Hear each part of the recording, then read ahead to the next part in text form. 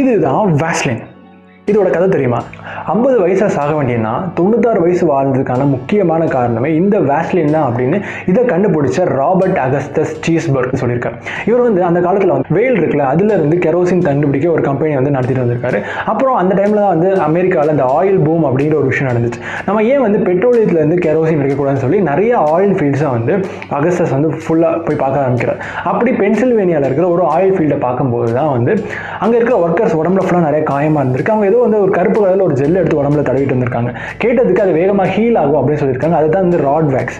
So அந்த rod வேக்ஸை தன்னுடைய லெபார்டரிக்கு எடுத்துகிட்டு போய் ரொம்ப வருஷங்களாக என்னமோ பண்ணி கடைசியாக ஒண்டர் ஜெல்லி அப்படிங்கிற வேஸ்லின் அவர் கண்டுபிடிக்கிறார். இந்த வேஸ்லின் எந்த மாதிரியான ஒரு காயத்தையுமே ஹீல் பண்ணும் அப்படிங்கிறத மக்கள்கிட்ட ப்ரூவ் பண்ணுறதுக்காக ஒரு விபரீதமான ஒரு விஷயத்தை இவர் பண்ணுறாரு. என்னன்னா, தன்னுடைய கையவே ஒரு நெருப்பில் சூடாக்குது, லைக் சுட்டுட்டு காயமாக்கி அது மேலே வேஸ்லின் தடவி இது ஹீல் ஆகும் அப்படின்னு சொல்லி அது ஹீல் ஆன